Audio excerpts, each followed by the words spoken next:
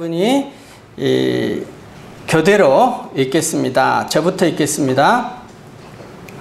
너희 소돔에 가론들아 여호와의 말씀을 들을지어다.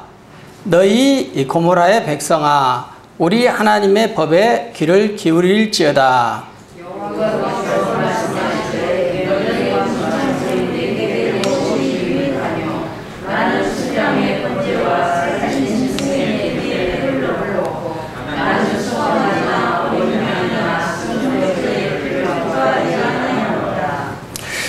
너희가 내 앞에 보이려 오니 이것을 누가 너희에게 요구하였느냐? 내 마당만 밟을 뿐이니라.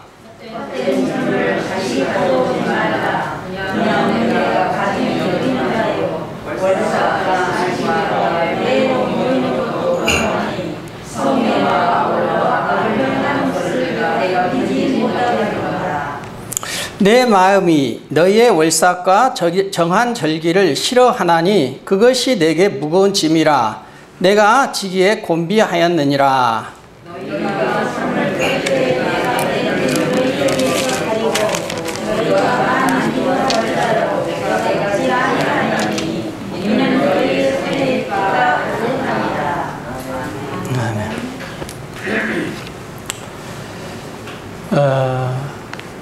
기독교를 왜 기독교라고 부르게 되었는지 여러분 혹시 아십니까?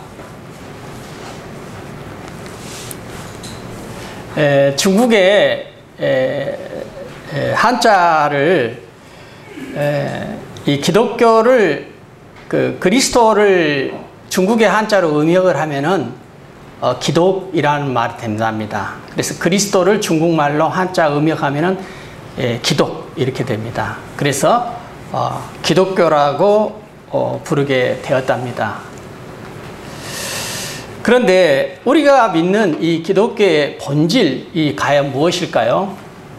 본질이라면은 그 사물이 가지고 있는 고유한 성질을 본질이라고 말할 수 있습니다.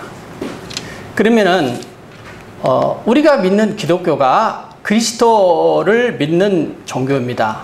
다시 말하면 예수님을 믿는 종교, 그것이 우리 기독교 일지인데, 그럴 때 예수님을 믿는 종교의 신앙생활의 본질이 무엇일까? 기독교의 본질, 기독교를 기독교되게 하는 고유한 성질이 과연 무엇일까요? 그것은 예수님을 믿는 종교이기 때문에 예수님을 알고 또 예수님을 사랑하고 또 그분의 뜻대로 사는 것, 그것이 아마 기독교의 본질이 아니겠는가 생각을 해보게 됩니다. 자, 그러면은 성경에 나타나는 예수님의 모습은 어떠한 모습이셨습니까? 부자와 또 가난한 자에게 함께 관심을 가지시고 또 유대인뿐만 아니라 이방인도 모두 함께 사랑하시고 관심을 가지셨습니다. 또한 기독교는 내세의 종교일 뿐만 아니라 현세의 종교입니다. 그러니까 기독교는 예수를 믿고 구원만 받는 종교가 아니라 이 세상에서 기독교적인 예수님과 같은 삶을 사는 것이 기독교라는 것입니다. 자, 그럼에도 불구하고 예수님께서는 왜 어린아이와 과부와 약자들에게 관심이 있었을까요?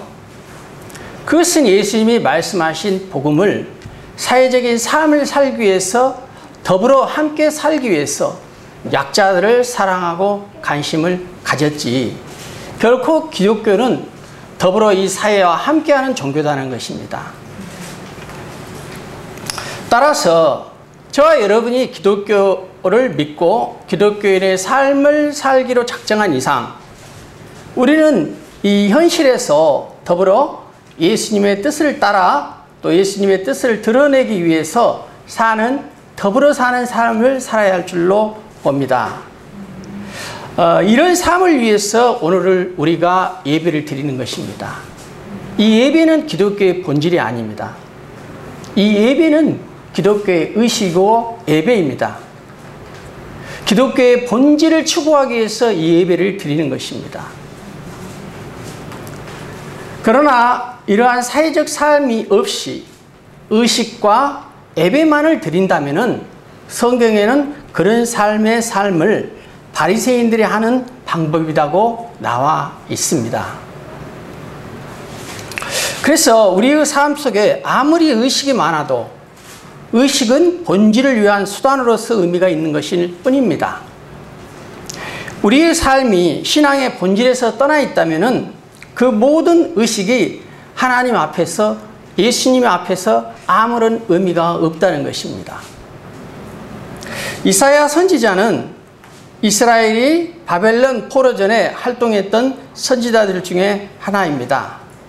때문에 당시 이스라엘 백성들의 우상 숭배와 여러 가지 죄악을 일삼는 유다를 향해서 하나님이 심판하실 것을 선포한 내용이 이사야의 내용입니다.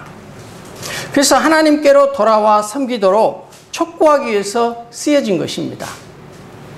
이런 암울한 시기에 이스라엘 백성들이 신앙의 본질을 지키지 못하고 의식만을 드릴 때에 그들이 하나님 앞에 어떤 심판을 받게 되는가를 보게 됩니다. 첫째는 오늘 이사야 선지자들은 저희들에게 세 가지의 메시지를 준다고 보는데, 그 첫째는 우리의 삶이 신앙의 본질에서 떠나 있으면 그 모든 의식들은 하나님 앞에서 아무런 의미가 없다는 것입니다.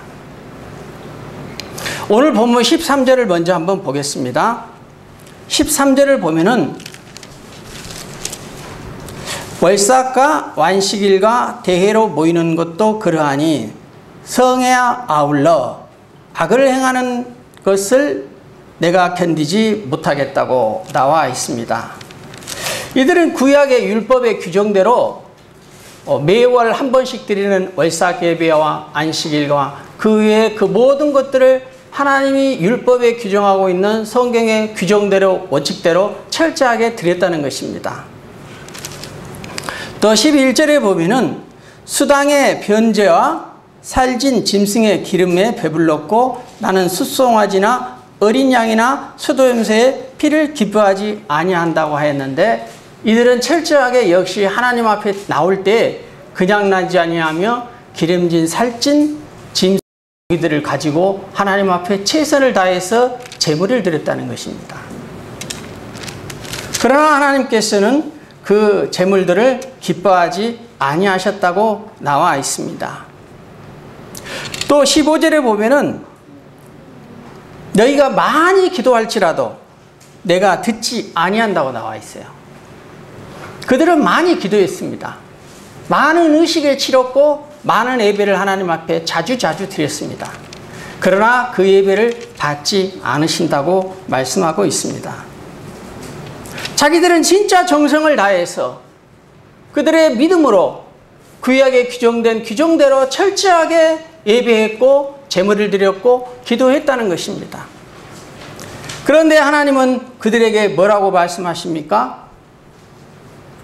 그에 대한 예배에 대한 평가는 정말 하나님께서 심각하게 말씀하십니다. 뭐에다 비유를 하냐면은 13절에 보면은 헛된 제물을 가져오지 말라는 것입니다. 그리고 12절에 보니까 10절에 소돔의 간원들아, 소돔 성이 무너질 때 그 사람들하고 같다는 것입니다. 그리고 너희 고모라의 백성들아, 소돔과 고모라가 무엇의 상징입니까? 음란의 상징이죠. 그 음란의 상징인 소돔과 고모라의 백성들아, 이렇게 하나님께서 이스라엘 백성들을 향하여 말씀하고 계신다는 것입니다. 그리고 12절에 내 마당만 밟을 뿐이다. 하나님께서는 한 주간에 우리들의 마음과 삶을 드리지 아니하고 이 시간에 우리의 몸만 이곳에 와 있는 우리들을 향하여 이와 같이 말씀하실 수 있다는 것입니다. 마당만 받는 예배에 대해서 하나님이 기뻐하지 아니하신다고 말씀하고 있습니다. 정말 하나님께서는 이와 같이 예배드리는 그 하나님의 자녀들에서 견디지 못한다고 했는데 영어에서는 hate라는 말을 씁니다. 기뻐하지 아니한단 말을 hate란 말이 뭔 말이냐면은 너무 기뻐하지 아니해서 싫어 미쳐서 저주한다 이런 말을 가지고 있어요. 너무너무 싫어하는 것입니다.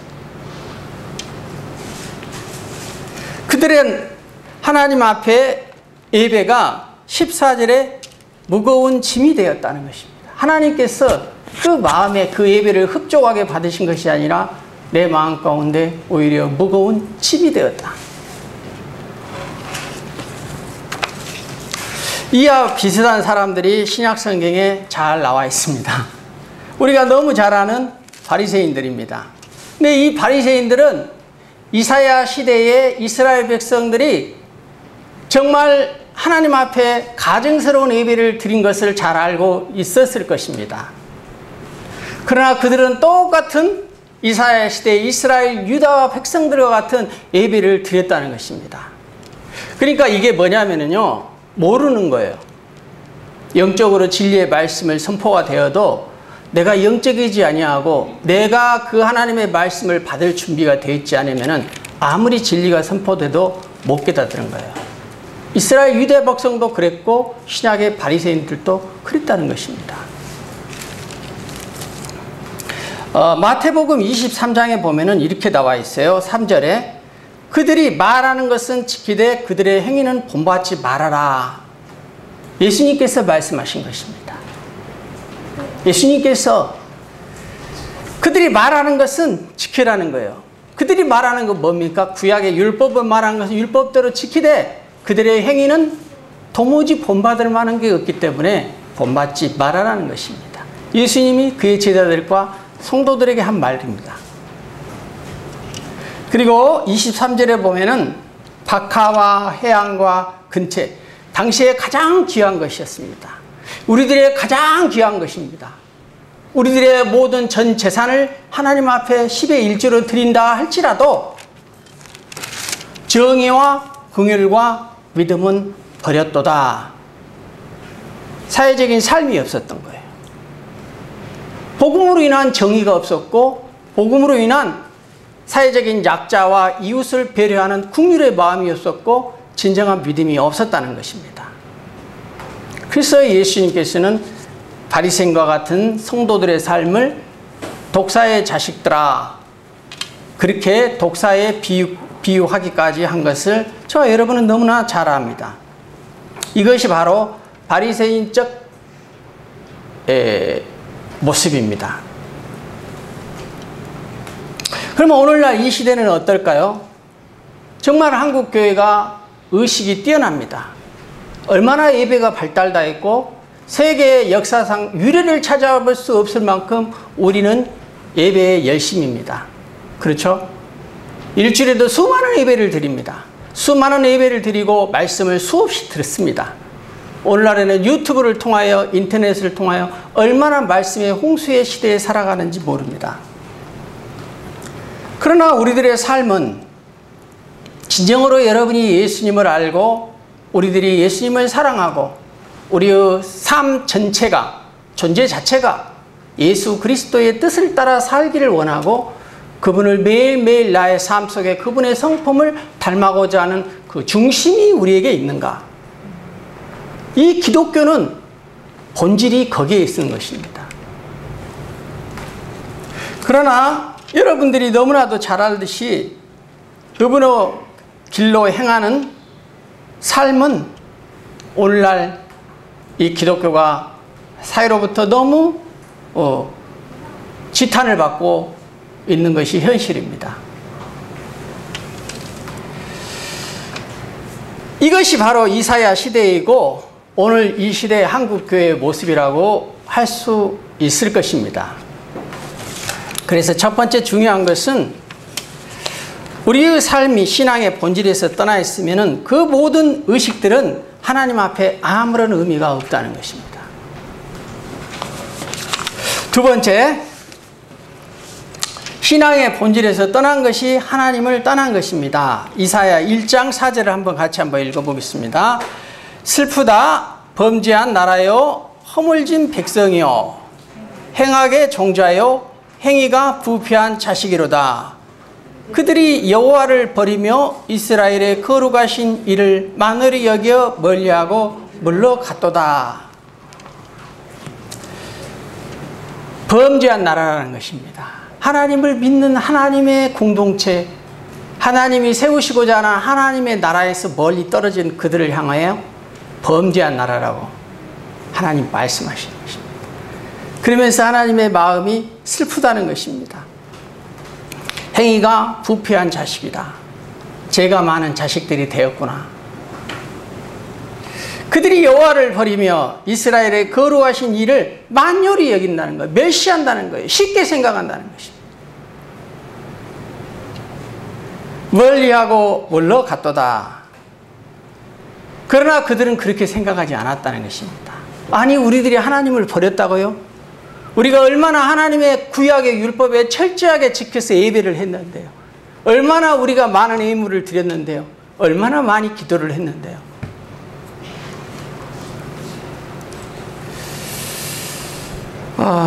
이런 모습들을 보고 하나님은 그들에게 너희가 나를 버렸다 이렇게 얘기하고 있는 것입니다. 우리가 한번 귀담아 드려야 할 줄로 봅니다. 사랑하는 성도 여러분, 우리는 얼마 전에 세월호 사건을 잊지 못합니다. 그렇죠? 근데 이 사건을 일으켰던 구원파를 보면은 그 구원파의 교주는 성경을 잘못 해석하여 제3을 깨달음으로 구원을 받는다고 믿었던 것입니다. 그러니까 이게 뭔 말이냐면은 내가 죄인이다 하는 것을 깨닫는 것만으로 구원을 얻는다는 것입니다. 다시 말하면은 행동에 죄의식이나 회개가 없어요. 그러니까 내가 죄인이라는 것만 깨달으면은 구원을 얻지, 그것에 대한 구원에 대한 나의 사회적인 책임이 없어도 된다는 것입니다. 얼마든지 육신적으로 죄를 지어도 되는 것입니다. 이와 같은 것이 왜 일어났을까? 초대교회에 영육 이원론, 영과 육을 따로 분리해서 생각하는 영지주의가 있었습니다. 이 영지주의의 교리가 이와 같았어요. 그래서 이 구원파의 교리는 초대교회의 영지주의의 교리를 영향을 받았어요. 그래서 이 선장들을 비롯한 선원들은 너무나도 무책임한 행동들을 하는 것입니다. 구원파의 교리를 영향을 받아. 다른 사람들은 죽든지 말든지 자기 몸만 살아서 구원받으면 된다고 생각하는 거예요. 그래서 그들이 그 배에 함께 탔던 선장과 살아남은 선원들이 얼마나 사회적인 비난을 많이 받았습니까? 왜냐하면 구원해야 할 내 이웃, 내 자녀, 내 아버지, 많은 사람들을 희생시켰기 때문에 그렇습니다. 이것은 하나님을 믿는 것이 아닙니다. 아무리 예배를 했을지라도, 아무리 형식이 중요하다 할지라도 그 내용이 없으면, 본질이 없으면 이것은 우리가 추구하는 것이 아닙니다. 예수님이 저와 여러분에게 바라는 삶이 아니다는 것입니다. 구원파가 한국교회로부터 이단으로 규정된 가장 큰 이유는 한번 구원받으면 회개할 필요가 없다고 생각한 이 잘못된 교리 때문에 이단으로 규정을 받았다는 것입니다. 그래서 죄사함을 깨달음으로 구원받으면 그 다음부터는 육신적인 죄가 되지 않는다는 이 오늘날 성도들의 생각 또한 문제가 되는 것입니다.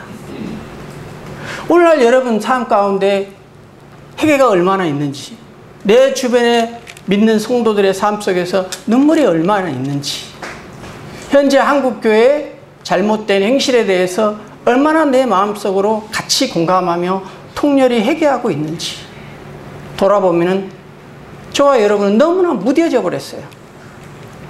그건 매스컴에서 흘러나오는 하나의 의례, 교회는 사회로부터 지탄을 받아왔기 때문에 당연히 여겨버리는 거예요. 예수님의 마음이 어땠을까? 오늘날 우리 한국교회 지탄받는 모습을 보고 그 예수님의 마음은 어땠을까? 관심이 없어요. 회개하지 않습니다.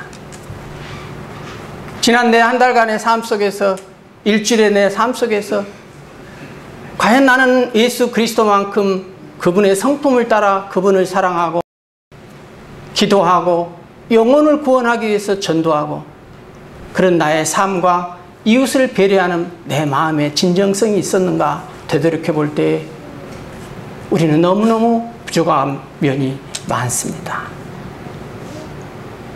이러한 우리들의 신앙에 대해서 철저히 회개할 줄 알아야 합니다.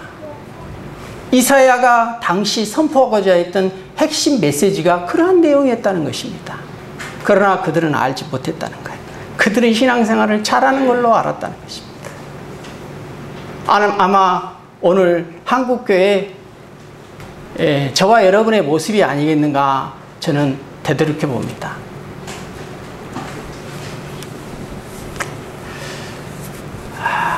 요즘 코로나로 인하여 교회가 감염의 중심에 서 있게 되는 것을 한 주간 내내 언론에서는 교회에 대한 부정적인 뉴스가 나왔습니다.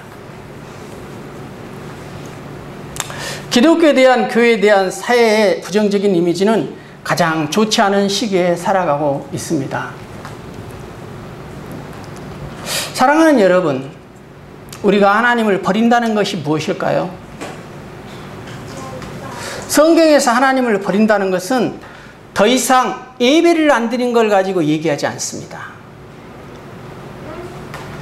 이스라엘 백성들이 하나님을 떠났다, 버렸다는 표현들은 그들이 하나님께 예배하지 않을 때 그 모습을 보고 하나님이 그런 얘기하지 않으셨다는 것입니다. 그들이 하나님의 마음에서 떠났을 때 우상을 숭배했고 그들은 음란했고 그들은 약자를 배려하지 않았습니다. 바리새인들처럼 철저하게 당신 스스로는 율법을 지키며 하나님을 사랑하고 그 규정과 형식은 철저하게 지켰지만은 그 내용은 아무것도 없었던 것입니다.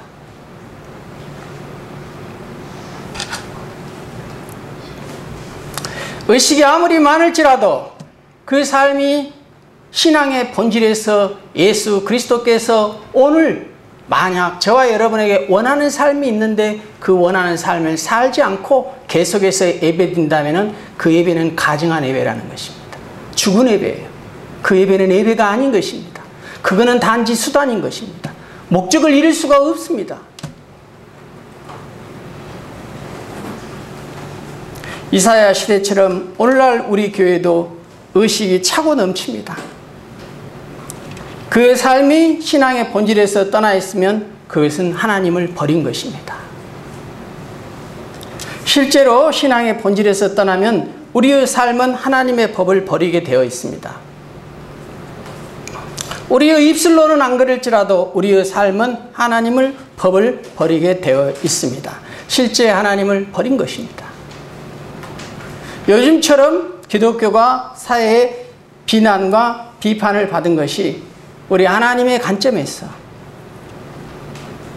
의식이 아무리 많아도 예수님이 저와 여러분에게 기꺼이 당부하시는 하나님을 사랑하고 이웃을 사랑하라는 이 사회적인 실천적인 삶이 부족한 한국교회에 똑같은 바리새인과 같은 모습을 볼 수 있으리라 봅니다.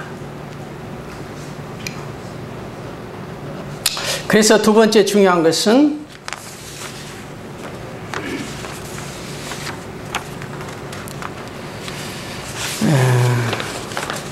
신앙의 본질에서 떠난 것이 곧 하나님을 떠난 것입니다. 자, 세 번째, 우리가 신앙의 본질에서 떠나면 하나님의 심판이 찾아옵니다.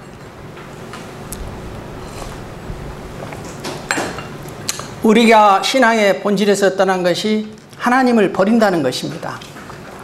하나님을 버리면 반드시 심판이 찾아옵니다. 왜냐하면 하나님은 생명이시고 하나님은 생명을 우리에게 주셨고 그러나 우리가 그 생명을 저버릴 때는 하나님께서 저와 여러분의 생명에서 떠나십니다. 이거는 분명합니다. 이거는 성경에서 말씀하고 있기 때문입니다.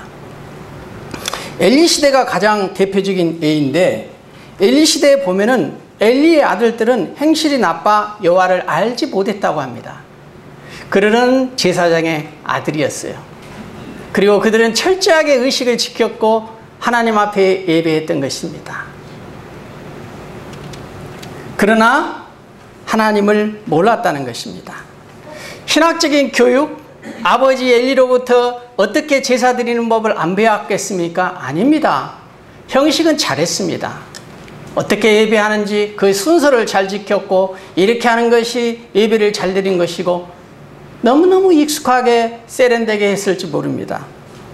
성경적 지식이 없음도 아니요, 오히려 문제가 되는 것은 인격적인 살아계신 하나님을 만나지를 못하고 그 하나님을 경외하고 그 하나님을 경외하면서 삶 속에서 여호와 하나님께서 원하는 삶을 살아내지 못했다는 것이 문제인 것입니다.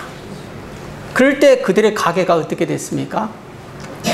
우리가 너무나도 잘 알듯이 엘리의 자녀들은 성전 문 앞에서 문지기 수종 두는 여정들을 간음했어요. 그리고 하나님 앞에 먼저 드릴 그 제물을 자기들이 취해서 먹고 말았습니다. 하나님을 경외하지 않았어요. 예배 드리고 나면은 제사장의 자녀로서 마땅히 그 목이 될 터인데 그거를 참지 못하고, 왜냐? 수단이 문제가 아니라 본질이 없었던 것입니다.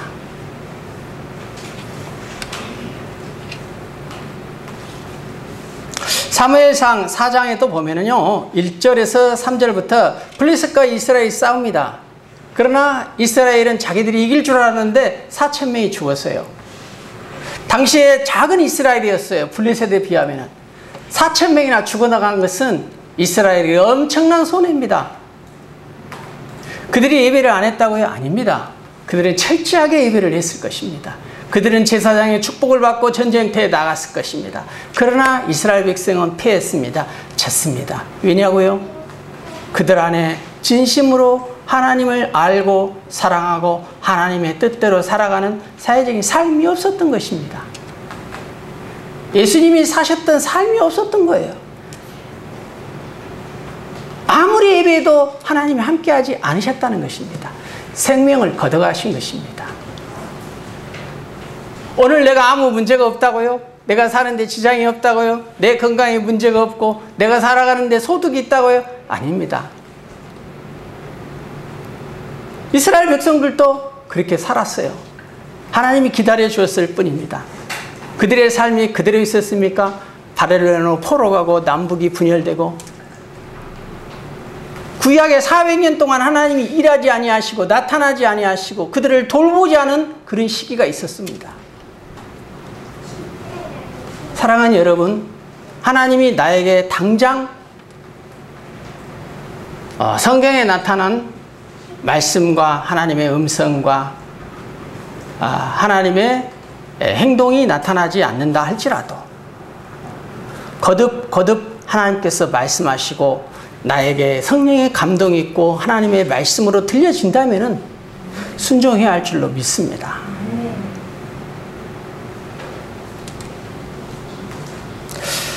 결국 이들은 하나님의 관점에서 하나님을 버린 것입니다. 그래서 제사장 엘리도 어떻게 됐습니까? 엘리도 의자에서 뒤로 넘어져서 목이 부러져 죽었습니다. 오늘날 목사들도 너무너무 부끄러운 시대에 살아가고 있습니다. 뉴스를 보면은 목사들이 이 성도들을 가능한 일들이 쉽게 뉴스를 볼 수 있습니다. 우리는 너무너무 부끄러운 현실에 살아가고 있습니다. 어찌 이 시대가 그 당시의 시대하고 다르다고 말할 수 있겠어요?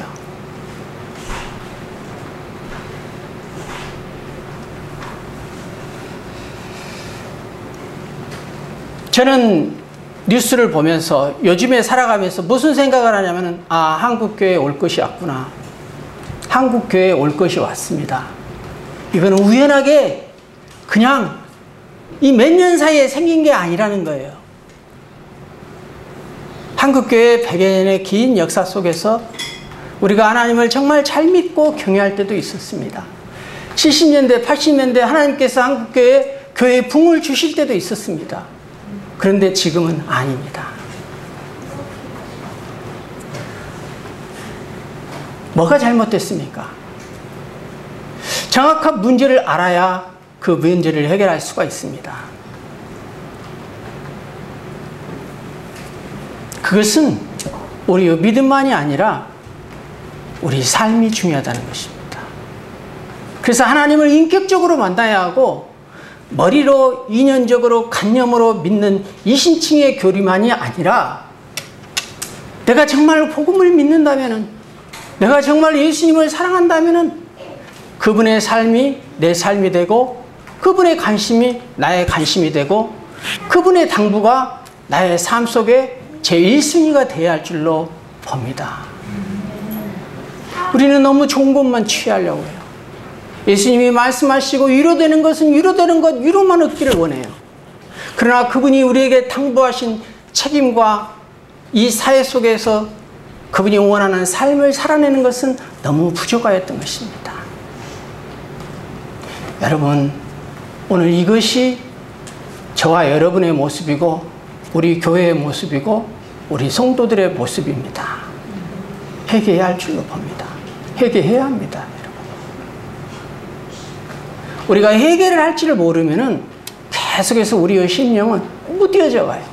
죄를 죄로 깨닫지를 못하고 죄를 죄라고 얘기해줘도 듣지를 못해요. 알아먹지를 못하게 되버립니다. 그러면은 반드시 심판이 있기 때문에 그렇게 가면 안 됩니다.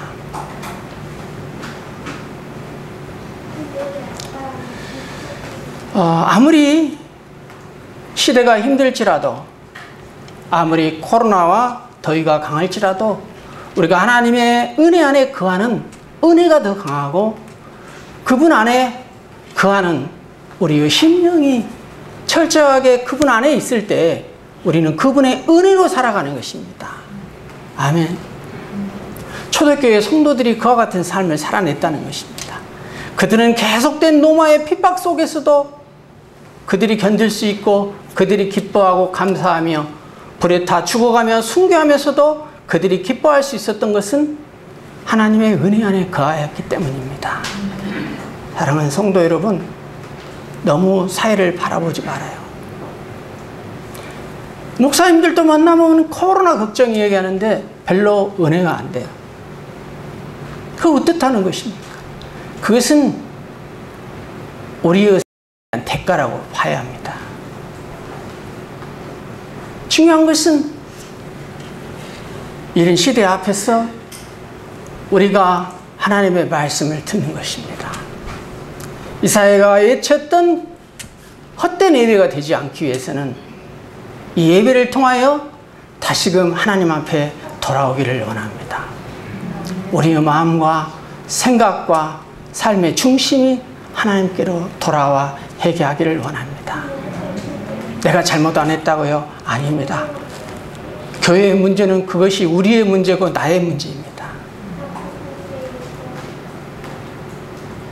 그래서 우리는 예수님이 저와 여러분에게 가장 당부하셨던 하나님을 사랑하고 내 이웃을 사랑하는 믿음으로 사는 것이 아니라 믿음뿐만 아니라 행함으로 이 시대의 사회적인 책임으로 살아가는 저와 여러분이 되기를 진심으로 축복합니다.